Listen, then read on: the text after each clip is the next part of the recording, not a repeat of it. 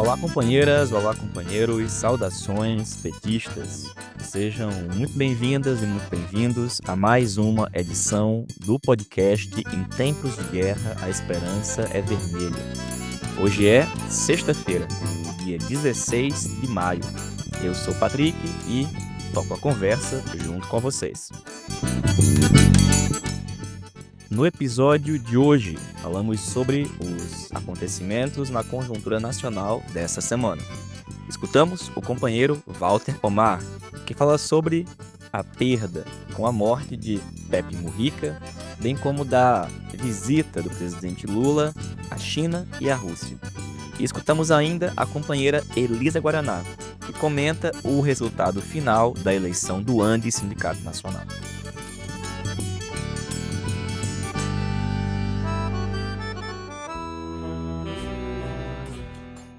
Pessoal, começamos a edição de hoje aqui do podcast falando de alguns dos acontecimentos da conjuntura nacional desta semana aqui no Brasil. Pois é, o fato é que nós tivemos uma semana com alguns acontecimentos que merecem destaque. Um deles é a CPI das bets. Afinal de contas, nós já falamos desse assunto no podcast e em outras oportunidades, mas não custa lembrar. O Brasil vive uma epidemia de apostas. No começo do ano passado, ao longo do ano, nós vimos a divulgação de dados que revelavam que, inclusive, a economia do país tem sofrido nas mãos dessas empresas de aposta, que têm capturado parte do orçamento de milhões de famílias. Uma CPI foi instaurada e o fato é que nós vimos um verdadeiro espetáculo, um teatro aonde influenciadores foram lá e aproveitaram o momento, inclusive, para capitalizar econômica e politicamente. O fato é que a questão que envolve as bets é um assunto muito sério, que envolve saúde pública e economia. A CPI precisa avançar, precisa descobrir quem efetivamente, nesse momento, faz esquemas de manipulação de apostas e tem lucrado com o adoecimento da nossa população, particularmente dos mais pobres e da nossa juventude. Um outro acontecimento importante da semana que merece nosso comentário é a tentativa da extrema-direita de avançar com a pauta da anistia. No entanto, não apenas a extrema-direita. Ao que se conta, é possível que esteja ocorrendo um movimento de negociação com outros setores para além da extrema-direita.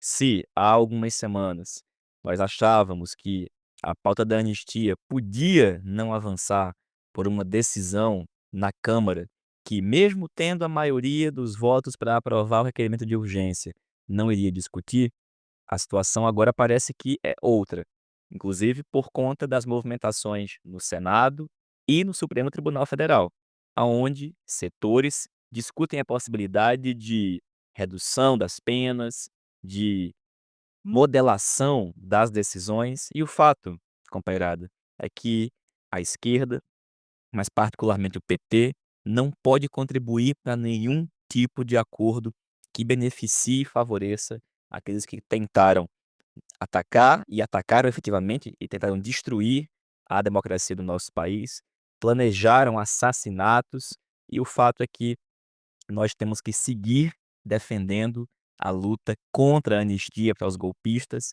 a prisão para Bolsonaro e para os seus cúmplices. E por fim, um último comentário em relação à situação da conjuntura nacional, particularmente em relação ao governo do presidente Lula, é o fato de que algumas pesquisas divulgadas essa semana captaram a forma como as pessoas entenderam a crise do INSS. Ou seja, mesmo tendo sido o governo a avançar e garantir as investigações, e mesmo que demoradamente tomado decisões como demitir o ministro da Previdência, o presidente do INSS, as pesquisas captam que uma parcela importante da população identifica no governo a responsabilidade. E isso fez com que crescesse a reprovação ao governo. Convenhamos que faz sentido. E por fazer sentido, o governo, o PT, tem que tomar todas as providências e medidas para que uma situação como essa seja resolvida rapidamente, seja com a punição dos responsáveis, seja com a restituição daquilo que foi tirado dos aposentados e dos pensionistas. Afinal de contas, isso tem um impacto brutal na nossa base social. E por falar na nossa base social, uma outra decisão que esta semana foi anunciada e que também, convenhamos, é muito negativa, diz respeito à revisão da permanência no Bolsa Família. O governo anunciou uma mudança nas regras de permanência daqueles que continuam ou saem do Bolsa Família. Convenhamos, não é momento de fazer isso. Assim como no final do ano passado não foi momento e não é correto mexer em coisas como o BPC, LOAS, e agora não é correto fazer alterações que não ampliem a capacidade do Estado brasileiro garantir as políticas de transferência de renda, particularmente do Bolsa Família. É preciso mais e não menos. Se algo negativo for feito, não só as pesquisas vão apresentar o resultado, mas é possível que provavelmente as eleições também apresentem. E dito isso, companheirada, a gente vai escutar agora o nosso companheiro Walter Pomar, que fala sobre a morte de Pepe Mujica, ex-presidente do Uruguai, e também da viagem que o presidente Lula está fazendo à China e à Rússia. É o companheiro Walter que a gente escuta a partir de agora. Olá, Patrick. Olá, ouvintes do podcast, comandado pelo Patrick Campos Araújo. Bom, Patrick, você pede que eu fale de 3 assuntos, né? Pequim, Moscou e Pepe Mujica. Eu vou começar por esse último. O Pepe Mujica nasceu no dia 20 de maio de 1935, na cidade de Montevidéu, Uruguai, e foi batizado como José Alberto Mujica Cordano. Por que o José Alberto é conhecido por Pepe? Porque em muitos países de língua espanhola isso é um hábito, e esse hábito tem uma origem bem antiga. Tem a ver com um dos Josés mais famosos da história, o José, marido de Maria, mãe de Jesus, que era tratado nos textos como Sanctus Josephus Pater Putativus Christi. Numa tradução bem livre, José, a quem se atribui a condição de pai de Cristo. Era muito comum que, nesses textos, ao invés de falar por extenso, se usasse a primeira letra de cada palavra. Sanctus S, Josephus J, Pater P, Putativus P, Christi C, Pé P, Pater Putativus Pé P. Daí veio o costume de designar um José como Pepe, apelidar um José de Pepe. Bom, o Pepe Mujica, nos anos 60, se tornou militante do Movimento de Libertação Nacional, uma organização guerrilheira que existia no Uruguai, conhecida popularmente como os Tupamaros, fazendo referência a Tupac Amaru, um ícone da América Latina. Na condição de guerrilheiro tupamaro, o Mujica participou de muitas ações, foi baleado várias vezes, foi preso várias vezes, uma dessas prisões durou muito e foi tema de um filme chamado Uma Noite de 12 Anos, que vale a pena assistir. Quando vem a anistia, ele sai da cadeia. Não só ele, mas os tupamaros entram na Frente Ampla, uma organização partidária uruguaia que existia desde o início dos anos 70 e que era ao mesmo tempo um partido e uma coalizão de partidos. Na Frente Ampla estão o Partido Comunista, o Partido Socialista, os tupamaros e outras organizações. Nessa condição, o Pepe Mujica é eleito parlamentar e depois é eleito presidente da República. A primeira gestão presidencial da Frente Ampla foi com o Tabaré Vázquez e a segunda foi com o Pepe Mujica. Bem recentemente, ele descobriu um câncer e ele próprio considerou como não tratável, tinha consciência de que estava na reta final, deixou uma mensagem de forte otimismo e um exemplo muito interessante. Ele era um ateu convicto, coisa que não é extraordinária no Uruguai. O Uruguai é um país com uma tradição política, cultural e religiosa bem diferente da brasileira.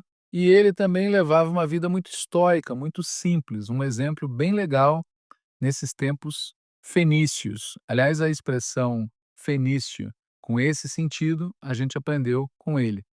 Como toda figura de grande importância, o Pepe Mujica tem muitas luzes e muitas sombras, mas não é o momento de debater nada disso. O momento é de dar um forte abraço ao povo do Uruguai, um forte abraço a toda a Frente Ampla, um forte abraço aos Tupamaros e um forte abraço também na Lúcia Topolansky, que foi companheira por quase toda a vida do Pepe Mujica.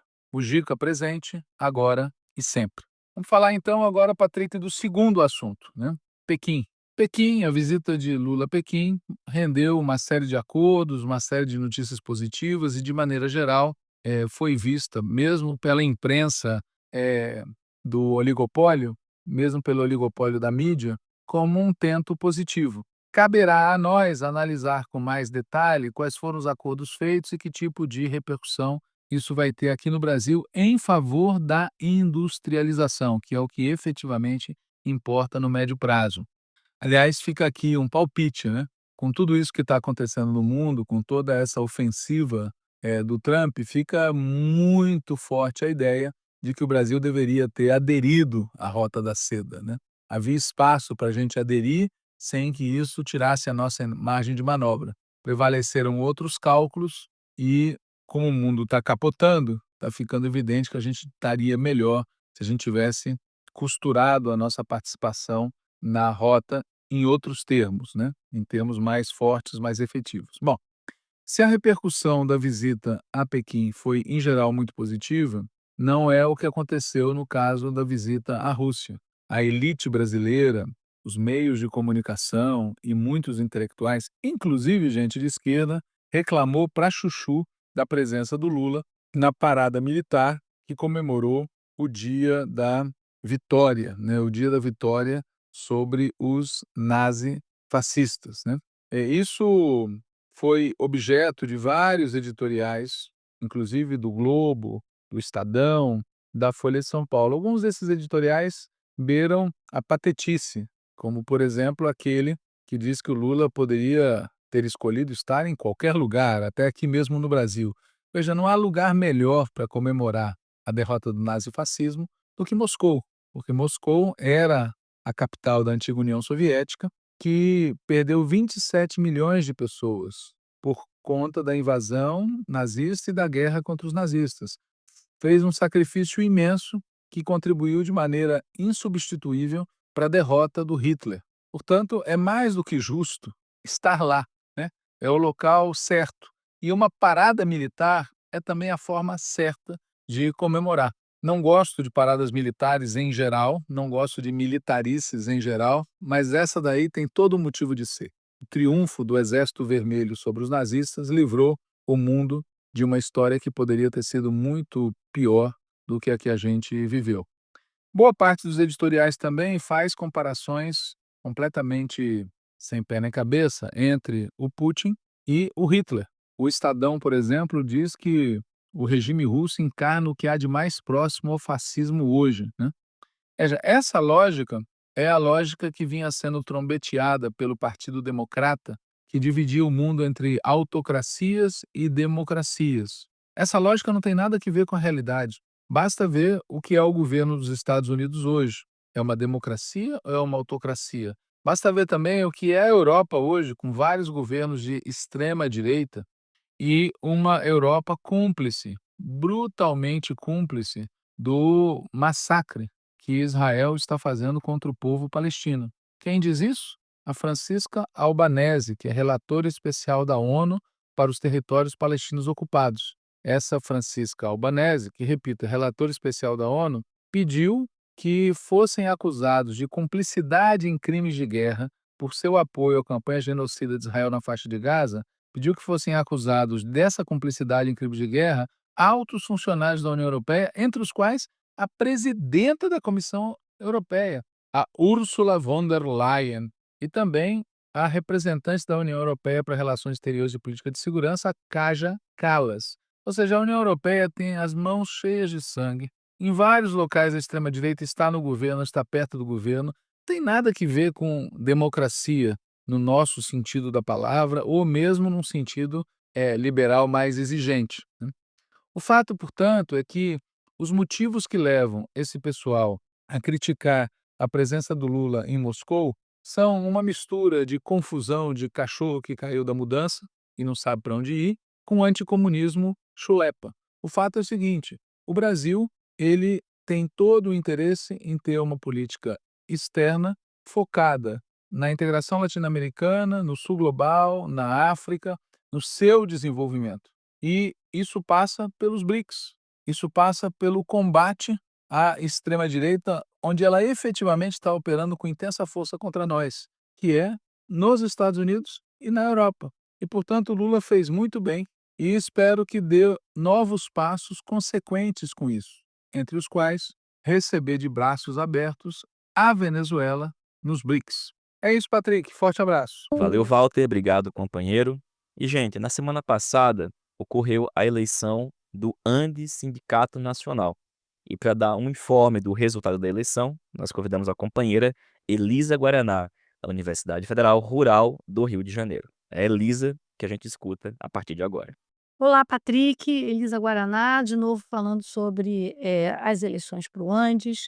Encerrou nosso processo eleitoral na semana passada e ainda o longo processo de apuração, porque tem, né, a apuração é feita em cada local, depois encaminhada por uma apuração final em Brasília e aguardada aí os recursos, temos o resultado final. E foi um processo muito importante para a construção de uma oposição forte, renovada, e a oposição para renovar o Andes saiu desse pleito em segundo lugar, se mostrando a maior oposição hoje a esse projeto de continuidade, a esse projeto que não permite que a gente se aproxime, nosso sindicato, das principais questões que hoje interessam e são urgentes para a nossa categoria.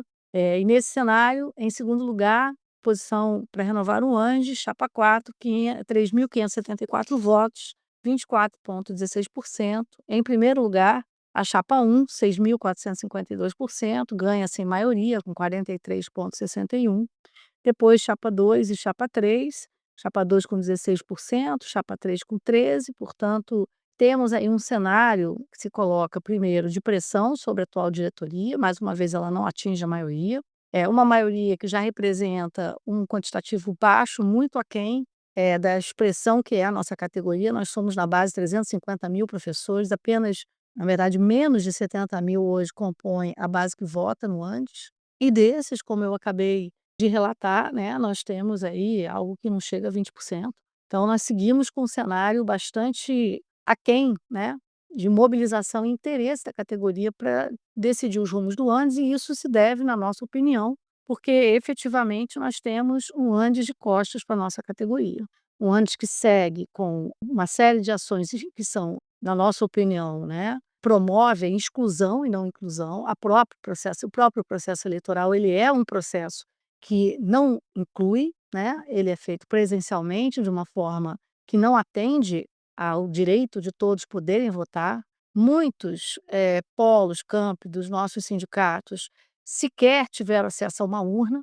Então, para aqueles que precisam e têm necessidades especiais, é mais difícil ainda, é quase impossível. Os aposentados têm muita dificuldade de acesso a essas urnas. Então, nós sentimos hoje, que o próprio processo eleitoral é reflexo desses quase 25 anos de uma mesma gestão que não avança em entender quais são as nossas demandas reais hoje. Então, não discutimos para valer as questões que nos atingem, como a aposentadoria, tanto dos aposentados quanto dos futuros, né, que vão se aposentar em condições muito ruins, que nós pouco, né, como Associação Nacional, fazemos a respeito.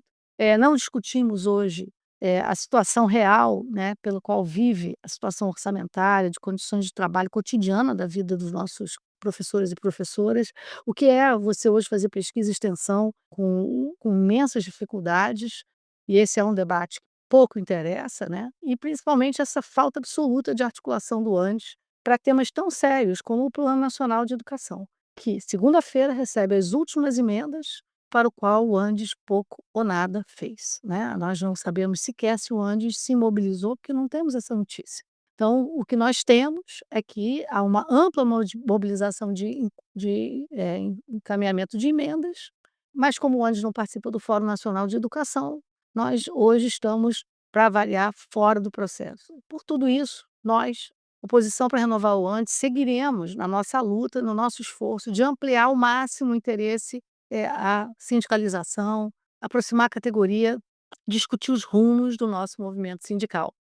Portanto, nós estamos dizendo com toda segurança, a Oposição para Renovar o ANDES foi a grande vitoriosa desse processo eleitoral. Boa noite, boa tarde para quem está ouvindo de noite, para quem está ouvindo de tarde. Um abraço, Patrick. Valeu, Elisa. Obrigado, companheira. Parabéns a você, parabéns às companheiras e companheiros que compuseram a chapa 4 na disputa do Andes. Uma vitória política, com certeza, e certamente pavimenta as condições para uma mudança em breve, esperamos, na política e na direção do Andes Sindicato Nacional. Pessoal, essa foi mais uma edição do podcast Em Tempos de Guerra, a Esperança é Vermelha. A gente se reencontra aqui na próxima semana. Lembrando que nós também temos publicado nas terças e quartas-feiras o podcast do Antivírus, que nas últimas edições tem tratado exclusivamente do tema do processo de eleições diretas do PT, o PED. A gente se reencontra muito em breve. Saudações petistas e até mais.